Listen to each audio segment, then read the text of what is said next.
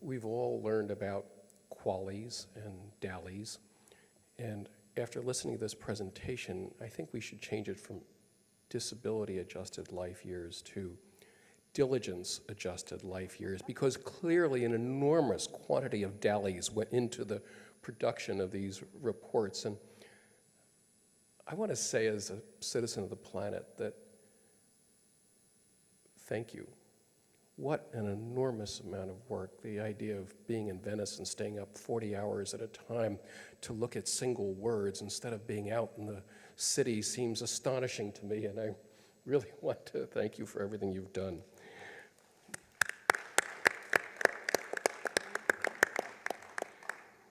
You know, when the Surgeon General's report came out in 1963 and said, smoking's bad for you, it's going to kill you, it causes cancer, it kind of resonated with the common sense of anyone over age 40.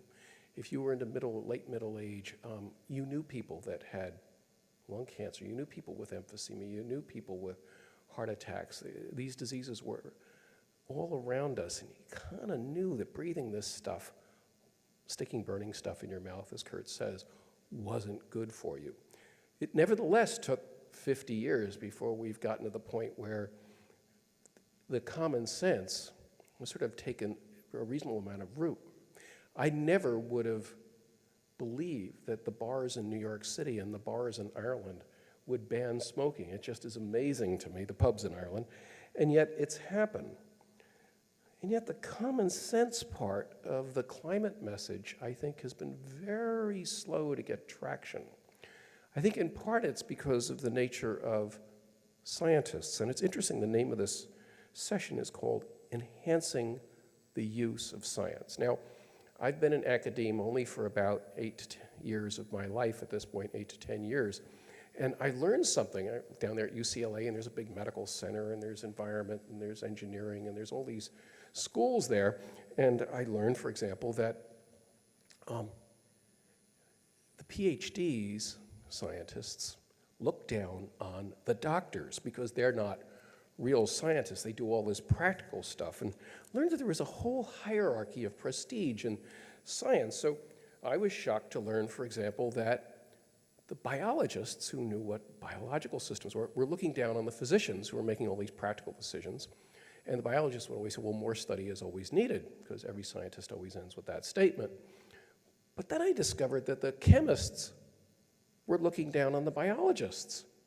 And the physicists thought these chemists were a bunch of bozos who really didn't understand things at a very fine level in the universe.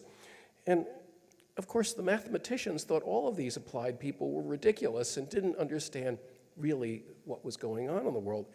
And I discovered that there was one set of scientists that looked down on the whole crowd of them, the political scientists. And how many times in my life have I been in the situation where tens of thousands of hours have been brought up to the governor's office, to the president's office, and a harried politician makes a decision based upon who was the last person in the office, not to be too cynical, but the decisions are made in a very different way. And we're trying to enhance the use of science. So how do we get this to happen? Now, with President Clinton, when we briefed President Clinton, he kind of would pay attention. He was always polite. But he really didn't pay attention to any of the medicine stuff until they cut open his chest and put a new vessel in his heart. And now all of a sudden, he really gets it. And President Bush, you know, he didn't understand anything more than about 3 syllables. So it was hard to really do that kind of presentation for him. And he was surrounded by smart people, but he just didn't think this stuff was important. President Obama gets it. And this is really where I want to go with the national climate assessment, because I think in a way it is such a spectacular document.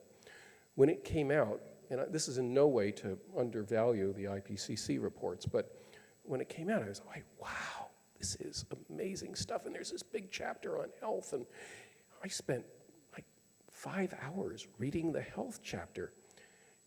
Boy, did I feel dumb, because 2 hours into that, the political scientists in the Republican Party had already announced it was all bogus and it wasn't true. And it took me 5 hours just to read the thing. So they were much better scientists, I guess, than I was, that they could figure out that it was all bogus so quickly. I'm being tongue-in-cheek, and I'm making sort of sometimes rather outrageous remarks, but where I want to go with this is I long ago learned in the public health world, if you were doing a study, if you were doing a project, if you were doing an assessment, you started the communications planning and process when?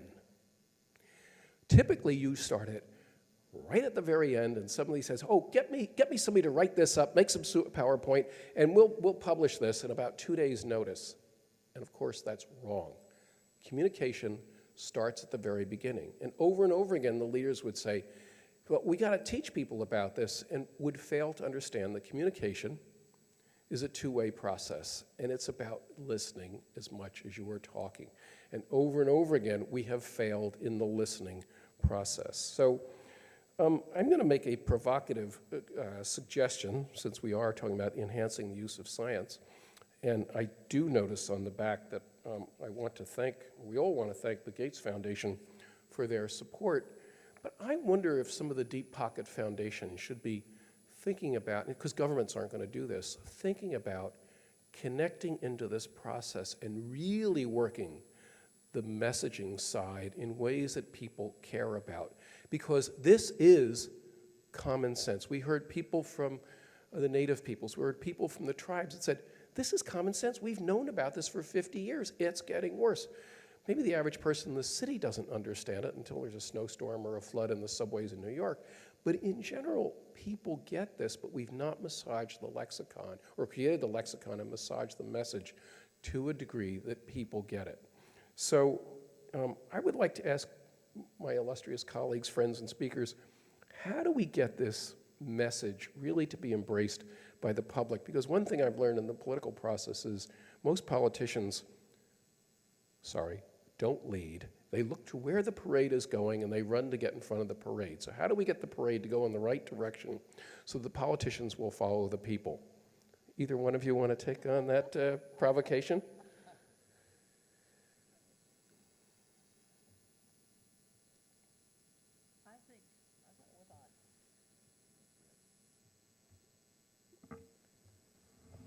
Thank you. In many ways, it has started. When you look at what's going on at the city level, at the community level, there is so much going on around the world on climate change. Not a lot of it on health, but a lot of it on climate change. And the US is different than most other countries. I think, unfortunately, Australia and Canada have joined us for the time being in having national political structures that are preventing much or anything in the way of national action. I guess Australia seems like it's trying to go backwards if it can. But looking under that national level, you see a huge amount that's going on. I'm always impressed with the number of NGOs who have picked up messages from the US National Assessment, other national assessments, international assessments, and are putting together these marvelous communication tools. We need to work with them to get the health messages out because they're getting out messages on other issues. So there is a lot that we can work with and capitalize on and really helping promote these state and local activities to get messages on climate change much more clearly, because at the moment it's just kind of hard in the developed, certainly in the US and Canada and Australia, to get the national messages out. Much easier in many parts of Europe. One of the things I learned years ago was that the people that really were our strongest leaders in the US were people that had been mayors of cities, because they really dealt at a very practical face-to-face level with hard decisions. And I worked for Governor Brown 30 years ago and indirectly work for him now. And I will tell you, he's been a much better governor since he was a mayor of a big, tough city for 8 years before he became governor. And in general, we need to have more of our leadership come up from real governance rather than from political posture and point. Kurt, you have any thoughts? Well, yeah. Turn your red on if you want. Slide back on? Uh-oh. I have one slide that I want to show quickly.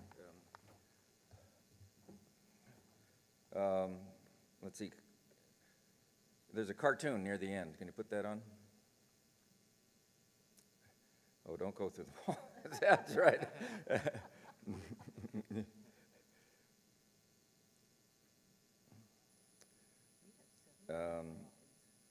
a small number. Can you just show the, the view, the slide view form, where you see all the slides at once? Yeah, then go up. It's a good one to end on. There, see the cartoon there? This is the, this wasn't actually part of the IPCC, but it was shown at several of the meetings. It is the iconic slide, I think, for, so what if what the guy says, so what if it's a big hoax and we create a better world for nothing? Because most of the things that we need to do, certainly from the public health standpoint, are things we ought to do anyway. Make people less vulnerable. Safety nets for the poor, livable cities, green jobs, sustainability, clean water, so forth and so on. So, I think that message is very important, and many of these, lead to mitigation too, a reduction of greenhouse gases and reduction in the stress. I mean, that's a win-win message if we can get it across. I think it can go across a political boundary. It can go, the other side to it is can go across perhaps the most difficult political boundary in the world is between developed and developing countries. Because you get we used to call these strategies, we call them co-benefits now, but we used to call them no regrets. The developing country can see benefits in the short term for its development status and potential benefits in the long term because of reduction in the risk of climate. But that is a way to bridge across the biggest problem in the world. I mean, our political system in the U.S. is certainly a big problem in the world too in this regard, but in terms of the developing country divide. And this is the public health message.